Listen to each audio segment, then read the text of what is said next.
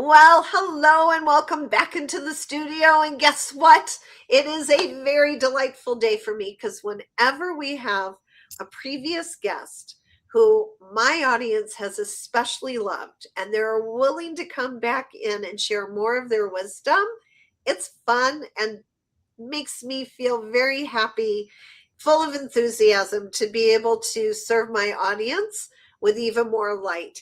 And that is exactly what is happening today. Liz Goll Lerner is back with us.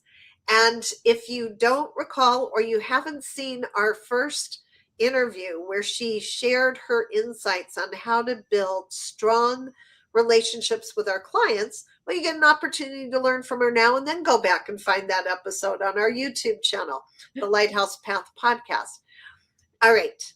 Liz is a 6-time #1 best-selling author and sought-after speaker. And we met actually in a summit of way back when. She's a transformational coach, a communications expert, and a psychotherapist, and it has been for more than 40 years. What's interesting, or well, you would say the through line through all of that, is that she has really studied how to bring the frequency of transformation to her clients so that they can thrive. And she's going to do the same thing here with us today. Liz, so wonderful that you came back and agreed to accept my invitation to be here. Thank you. Oh, thank you. It is so exciting to be back. It's so much fun to chat with you and so much my favorite topic, really. So I'm excited. Frequencies, high frequencies. Yeah. I'll talk about low frequencies if we have to. But speaking about how to keep the frequency high, is my favorite thing too. The high vibe of sales and also the high vibe of life. Right. So I'm going to ask you what originally convinced you that it was important to be talking about frequencies and raising people's vibration inside of the work that you do with them, because that is not necessarily what you hear a psychotherapist talking about, or even up until recently, most coaches and consultants. So what had you decide to go all in on this? It's funny because probably when I was younger, it was a different word in my mind, like energy, or just knowing that there was something more than what we were doing, more than what we were seeing, more potential. And I think, being a young person kind of struggling with a combination of self-doubt, fierce determination, wishing to feel peace and balance in all of that, adulting, made the journey to understanding frequency inevitable. Because once you start asking questions about energy or intention or affirmations or philosophies or theosophy, which I was doing, it was really clear that frequency is the ocean that we swim in. It's the boat, it's the rudder, it's the dock, it's all of it. And so we all need to know what's possible so that this infuses everything we do and helps make the world a better place. Because so basically I want all of my clients and all people to know that this is kind of the pool, right? We want to be getting really good at our strokes here with our energy. I love that. Swimming in the pool of frequency. All right. Now, there's a lot of misconception out there. And really, the part of the reason for this series, the frequency series of the Lighthouse Podcast, and truly focusing in on what I mean by the high vibe of sales and what you mean by frequency for transformation, was sparked because recently a movie has been released called Frequency. It features a lot of the folks that were in The Secret, and they came out to be able to overcome the misconception, the myths, the woo-woo stuff related to vibration and frequency when it's really about quantum physics. I mean, it goes back, Right. Einstein said that everything is energy, and everything that has energy moves and oscillates and it vibrates, and that can be measured in frequencies. Our devices, right, our smart devices run on frequencies. Everything's energy and frequency. But what do you feel has been the primary misconception about frequency that maybe it comes up in your sessions with your clients, and how do you address that? So I think that's a great question. I think the biggest misconception is that frequency is difficult to attain, that it's something we're trying to attain. We're all engaged in frequency or vibration, right? We are just living, breathing vibration. So like, as you said, Stacy, the earth is full of vibration. Everything around us has vibration. So I know you said you didn't want to talk about lower vibration, but just to make the point, when we think or speak negatively, we often notice a tightening or feeling of anger or sadness. And when we reframe it, and we frame it to a neutral or more positive thought, those feelings also positively shift. It's measurable, like you were talking about, the science of it. It's measurable in the body, it's measurable in the breath, it's measurable in kind of this uplifted feeling, and how people respond to us and how we show up in our world. So I think there needs to be more a curiosity rather than a I have to attain feeling. And the way I work with clients around this is really having people notice what they're actually experiencing. And then what happens when there's a match? And what happens when that vibration gets higher? And what happens when we're really looking at guidance or connection or love, which is the highest vibration? And how do things flow better and better? And there's always proof. There's always something that happens. There's always proof that creates that amazing shift. And all of a sudden, we feel different. Yeah. Right?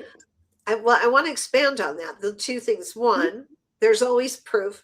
But before that, you actually talked about match. Einstein says, match the frequency of what you want. If you know what that frequency is, you can bring yourself to it, and it matches. And for so long, and I'm guilty of it. I wrote my first book on the law of attraction. I say it like that now.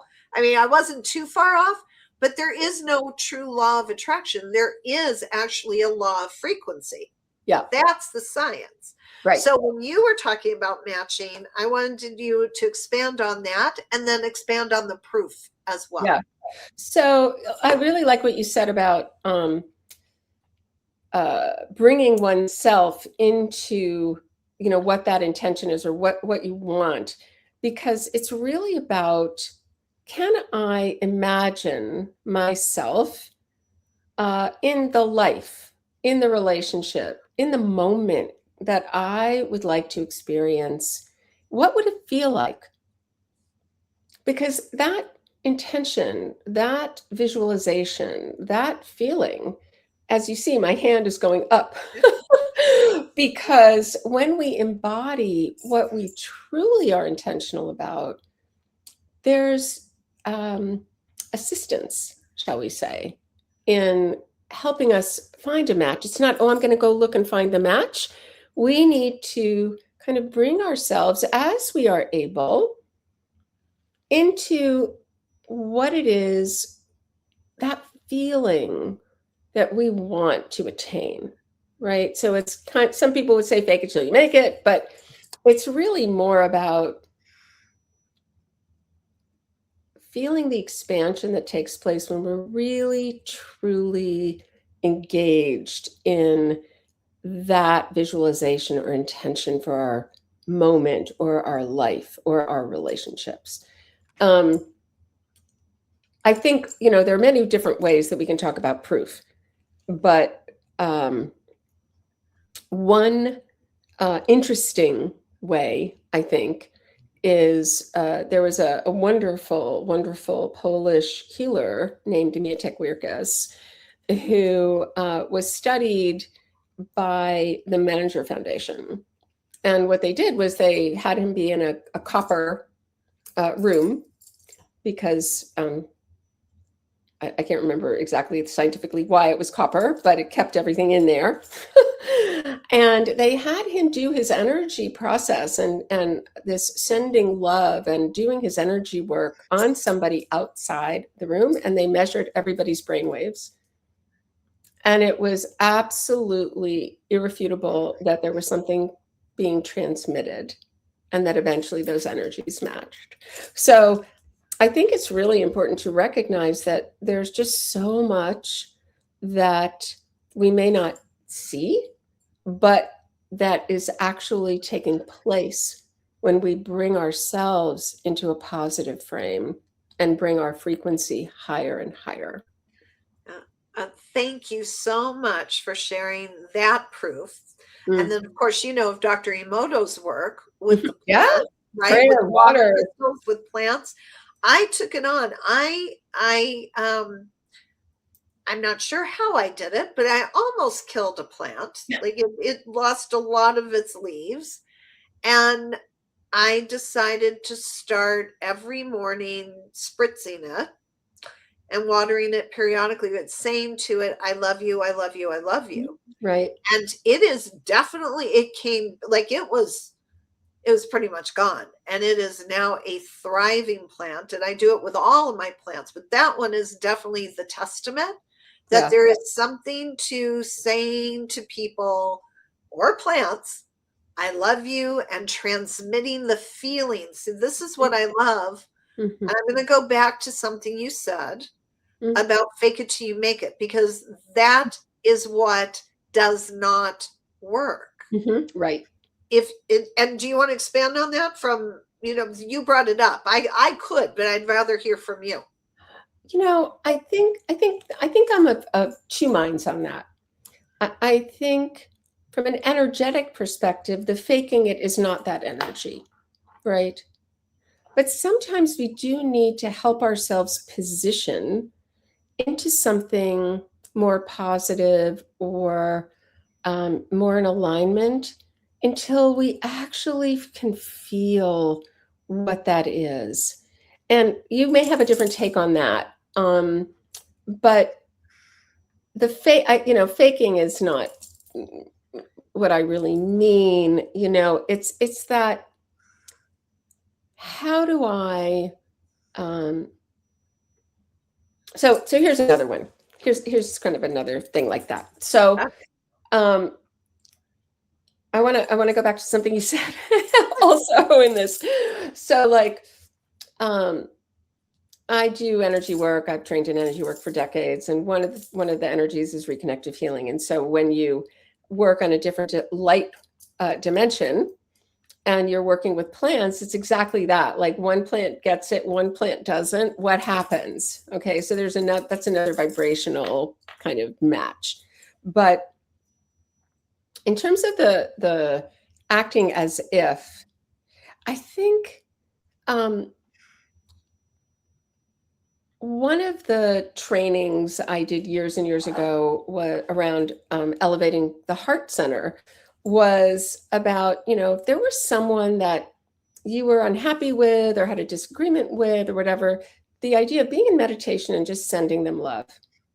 So a lot of times that's a really, really hard request to make of someone, because they're having these not so happy feelings about this person, but you're being requested to send love. And so the act of bringing yourself to a position where you could send love to override really the feeling of negativity you might have, but send that love anyway, like moving above and beyond that. Some might say that's acting as if, but actually it isn't. It's understanding that we can tune into something greater than our smaller emotions, let's say, or our hurt or our whatever, and just recognize the humanity in that other human being, and that we all have flaws, and maybe they needed a little love.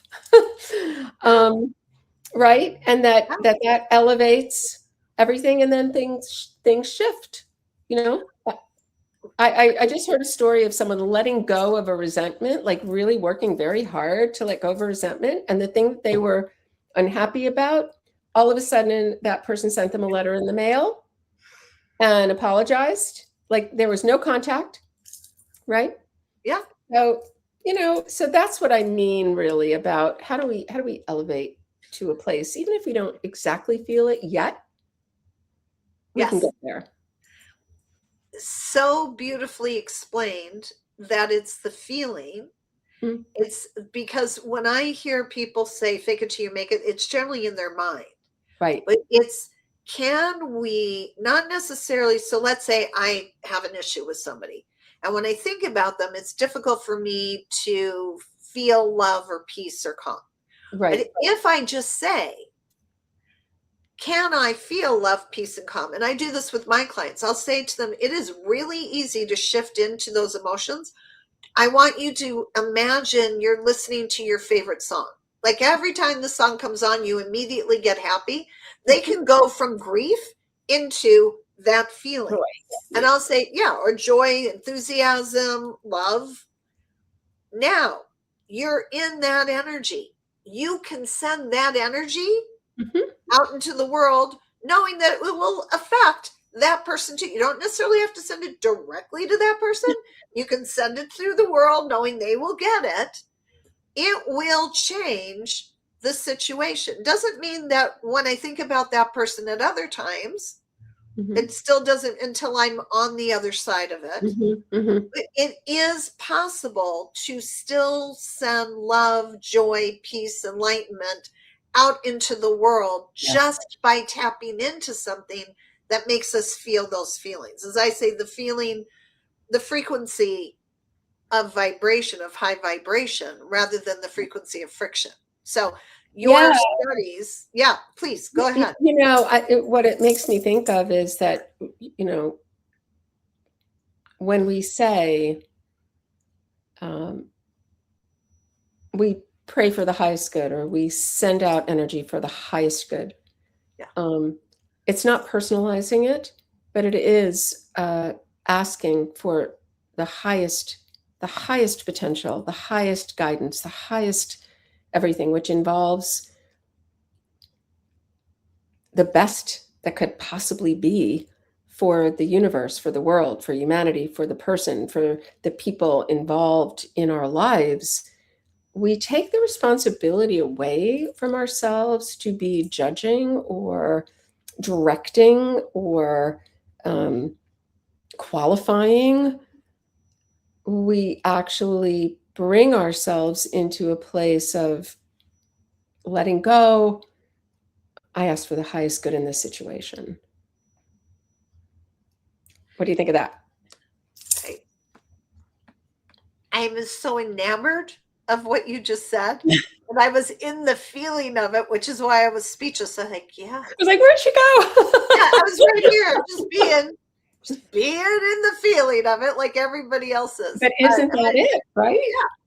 Well, as we start to wrap up, there's two questions that I am going to ask you. Here's the first one. Okay. Based on everything you've shared, when you look into the future, what do you believe now that more and more people are not afraid to talk about the fact that everything is frequency?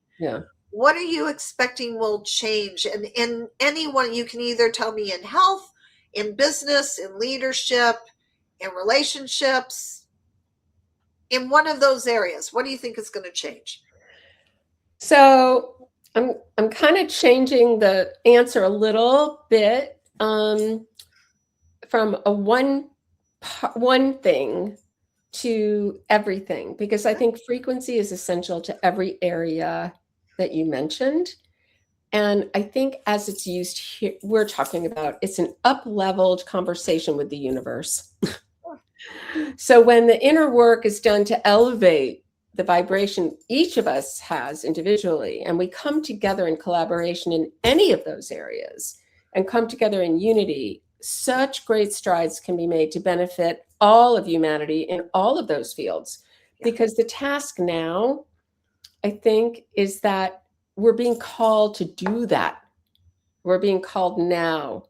And so raising whatever field you're in, whatever conversation you're having, whatever relationship you're having, whatever struggle you're having, how do we as a collective work with each other to really ask for the highest good for all, ask for what would be the best in this situation, ask for how do I collaborate with this business partner, how do I get rid of a kink that's getting in the way, how do I look at healthcare, how do I look at business, what is the impetus that where are we coming from, and frequency that we are striving for or are experiencing is going to make a difference worldwide for all humanity, and if I may say, beyond. Yes, in my world, yes, you may. Yes, you may. Because I do believe that as we raise the frequency to something that the majority have not been at before, which is more connected to the divine consciousness, whatever people want to say, but that place, we don't know what's waiting there for us. Most people have never attained it. But when we together help each other rise, right, who knows what's going to open up. Yeah, absolutely. I'm with you. And I have loved this conversation, and I'm sure everybody who's watching has. So the last question is, scrolling across the bottom of the screen this whole time has been your website. When people connect with you there, what are they going to find? So they will find doorways into each of the different modalities that I work in, whether it's accelerated breakthrough coaching or divorce, fall, and thrive, or enlightened communication through luminous living. And they're going to also see at the top right, if they just would like a gift of a guided meditation, you click in there and you'll get on my email list, which would be great. And then you'll know what's going on. Or if you'd like to just have a conversation with me, there on the bottom of every page is click here to have a conversation. And you'll get taken to my calendar. And who wouldn't want to have a conversation with Liz? As you can tell, I've had 2 so far, and there will be many more. So, Liz, thank you. Thank you for your expertise from your perspective of bringing this concept of raising our feelings to a frequency that is more beneficial for ourselves and for relationships and for mankind beyond that, humankind, let me put it that way. It's very much my favorite conversation too. And so it's always fun to have it with you. And now this time we had it with a bunch of people. I think it's exciting. Well, thank you so much, Stacey. Just my pleasure to be in another conversation with you. Well, thank you. All right. So as a reminder, this particular episode is part of a series because Liz and I, along with about 23 other of our friends who see the world through high vibration frequencies, we decided to continue the conversation that was started from the movie Frequency, which features a number of experts that were originally featured in The Secret, one of them being Bruce Lipton. And Bruce Lipton has joined us in sending out what we call a collaborative article where we all gave our insights into the raising of frequency.